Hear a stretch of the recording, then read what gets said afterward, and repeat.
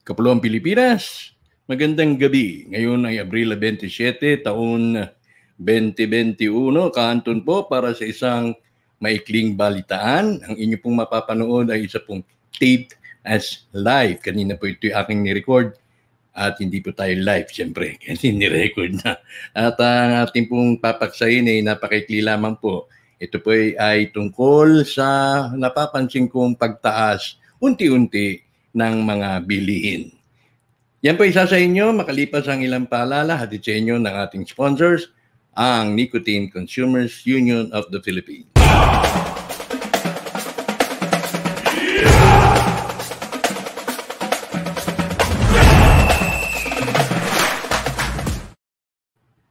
Kahapon po ay akin po nabigyan ng reaksyon ang nangyari sa palatag. Iba ngayon na yung ating latagan, iba na hong correspondence, iba na hong meaning.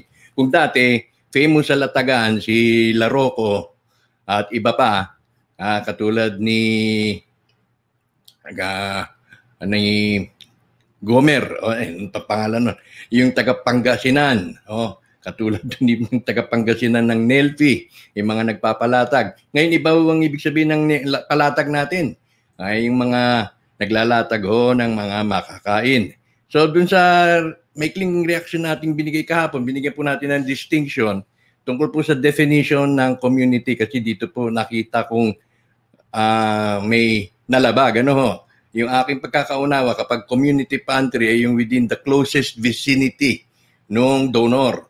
Kung ito ay malapit sa aking kapitbahayan, yun ang aking community. Pero ang nangyari po pala, ang paanyaya ni Locsin ay sa kanyang social media community. Kaya dinalaw po at dinayo ang kanyang palatag. At sinasabi niya rito na ang mga tao ay sadyang nagugutom siguro. O gutom lang po talaga yung mga tao kahit wala po sa pila ay sumingit sila. So, malaki rin naman po ang distinction niyan tungkol po dun sa nagugutom at dun sa mga magugutom pa lang na tulad ko, tulad mo, magugutom rin maya-maya. Yun nga lang, hindi po lahat sa atin ay nakasisiguro na meron tayong kakainin sa susunod na meal, no? Kung ito ay dinner or lunch, somehow ako, awa ng Diyos, nakakasiguro ako na may makakain pa ako sa susunod na kainan. Pero dito po sa mga pumila, palagay ko, hindi naman yung sadyang talagang nagugutom na. At the moment na pumunta sila doon ay makakaasa silang makakakain. Otherwise, kung ang pakay ni Locsin ay magbigay sa mga taong nagugutom, di sana mga lutong pagkain na ang kanyang inihain. O gaya niyan, yung mga yan, nagugutom. Kasi ready to eat na yung pakakain. Pero kung magbibigay ka ng something na lulutuin pa lang, gaya ng bigas, noodles, itlog, yan po ay para dun sa mga magugutom pa lang, no? Or mga taong takot magutom na hindi sila kasi siguro kung meron pa silang kakainin ng hapunan o almusan o pananghalian kinabukasan. So yan po may distinction na naman po tungkol sa mga nagugutom kasi masyado naman degrading. Na para namang nakaka-insulto na mga Pilipino ay nagugutom na talaga. In the first place, hindi po dadag sa inyong mga pagkain na yan kung hindi mo inilatag. Okay? So, ang aking pananaw dyan, yung mga taong yan, hindi naman exactly nagugutom na. Kundi yan po ay mga takot magutom. Tulad na rin po ng iminumungkahin ito ni Chinky Tan, sabi niya, realisasyon dapat ay maging madiskarte at maabilidad tayo sa panahon ngayon kung ayaw nating magutom. Ayan, siguro yan naman po ang mga umiiral na pananaw ng ilan natin sa mga kababayan. Kaya ng mga ito, ng mga itlogera, madiskarte nga naman. Dumiskarte nga naman sila to the extreme point na yung latag ay kanila pong sinimot. Yun ang kanilang diskarte dahil ayaw po nilang o takot silang magutom. Ayan. So, may distinction po dyan. Now, dito po sa mga pamimigay, itong sa maginhawa, naging matunog na nga po yung latag ni Miss Noon, N-O-N yata pangalan. marami na pong nagbibigay. Maging yung German Embassy yata po nagpahatid na yung ambassador ng Germany at nagpadala rin po ng mga pagkain. At napansin po ng barangay officials doon, humahaba ho yung pila. Humahaba ho yung pila, dumadami yung mga tao, yung mga dumadayo. Again, na-violate po yung diwa ng community pantry dahil yung mga pumupunta ho doon ay mga dayo na. No, hindi po yan exactly nagugutom na, otherwise kung nagugutom na, hindi na ho yan makakadayo. Pangalawa, kung papamasahian pa nila, dapat din isipin ng mga gustong pumila kung magkano ba ang katumbas ng kanilang matatanggap. Doon kay Angel Oxy, may bumiyahe pa galing Cavite. Pupunta doon sa Quezon City, hindi pa siya kakasigurado kung may stub siya, may matatanggap siya. Nalugi pa. Kaya siguro, dapat mag-isip din po sila kung ang allocation mo, ang parte na matatanggap mo for today, ay halagang 200 lang, kung mamamasahe ka ng 150, nasa kanila na ho yun. Kung tingin nila worth it na mag-antay, mabilad sa araw, at tumubo yung kanilang pinamasahe ng 50 pesos. So, yan po ang isa sa mga katanungan na tanging yung may mga katawan lamang ang makasasagot. So, dito po sa mga ganitong bilihan, siyempre, yung mga pinamimigay, binibili rin naman ho natin, binibili rin naman ng mga donors, ay titrigger po yan ng, kumbaga, yung unusual demand para dun sa mga produkto. Bukod pa riyan, kapag nagpaulan, halimbawa, nagbigay nga ng ayuda yung ating gobyerno ng makailan, yan po ay nakaka-trigger din po ng unusual demand para dun sa mga commodities, mga basic needs, basic essential commodities. And dahil nga po nagpakawala ng pera, yan po ay may tendency na magkaroon po ng inflation sa mas madaling pagkakataon kaysa dun po sa natural course ng economy natin. No? Mas mabagal ho yung inflation rate kapag nasa natural course o normal course ng takbo ng ekonomiya. Pero dito ngayon, nakikita natin, nagpapaulan ho talaga ng pera, maliban ho dito sa bayan natin sa Pilipinas. Siyempre, napupulaan at nababatikos ang gobyerno dahil nga hindi siya nagpapakawala ng pera kasi bilis ng pagpapakawala ng pera doon sa Amerika. Ano nangyari ngayon sa Amerika? Itong aking sinusubaybayan na si Glenn Beck, naglabas siya ng video less than 24 hours ago. Sabi nga niya, napansin nila na consumer prices are skyrocketing. Nagkaroon nga ng parang unusual demand, yung takbo ng ekonomiya, hindi na ho yun tulad ng dati, at dahil dyan, tumataas yung presyo. No? Kaya sabi ni Glenn Beck, natatakot siya na they are decimating our economy and how big the government made it responsible to work. Dahil marami po sa kanila ngayon, sa Amerika, ang ayaw na hong magtrabaho. Maraming trabahong bukas, pero walang gustong magtrabaho. Meron nga daw pong specialty work o job, no? Na inaalok na ho ng $50 per hour ang isang trabahante, pero wala pa ring may gusto. Yung iba ay gusto sige, magpapa-interview ako, bayaran mo yung aking oras. May mga ganun, gagamat wala po silang mga trabaho. Ayaw na pong magtrabaho. Dahil may natatanggap naman may natatanggap na naman sila. So, dun po yan ay napakahalaga po sa akin na mabanggit dito sa video ko, sa programa natin, dahil yan po ay madalas natin na pag-uusapan na noon na umaasa mga Pilipino na magkakaroon ng payout. Magkakaroon ng kada Pilipino may 1 milyon, kada Pilipino ay may 2 milyon, etc. Tulad ng mga pinakakalat ng mga sindikato, hindi po mangyayari yun dahil nakakawasak po talaga ng ekonomiya ngayon pa lang ay nararamdaman na. Nararamdaman na. Ito nga may ganitong leche plan, no? Yung pa kaya kung talagang ang bawat isa ay makakatanggap ng 1,000,000, ay baka yung 1,000,000 may katumbas na lamang yan ng 1,000 piso.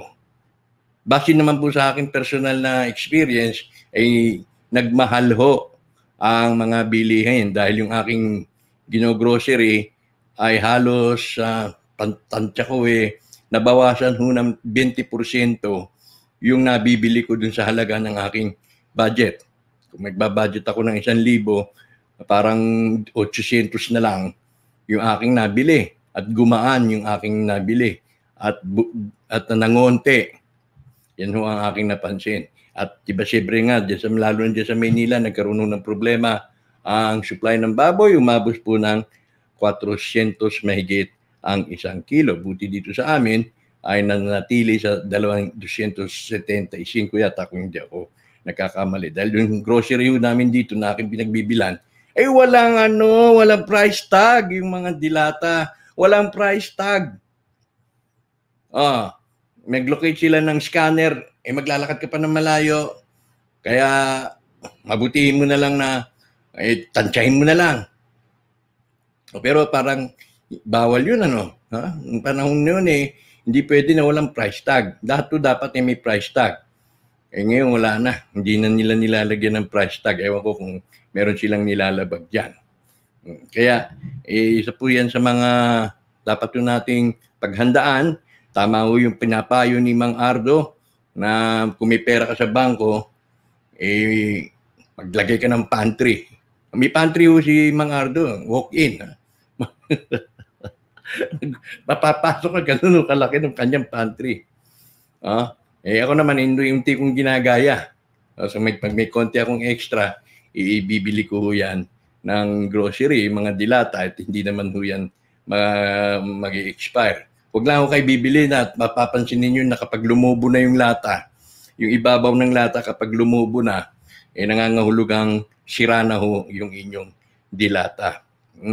Kaya mas makakatipid ho tayo sa ganyang paraan kaysa doon sa ilalagak mo sa bangko yung pera mo, nababawasan ho yung valor, yung value ng pera kapag nakalagak lamang.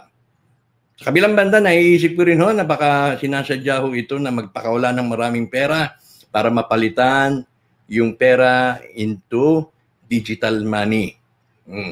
Nakakawalan ho yung tinatawag na fiat money. Pero kahit fiat money ho yan, still, yan ay tangible money. Nakikita kong papel. Kahit papel yan, at least somehow nakikita ko yung papel na yan may value.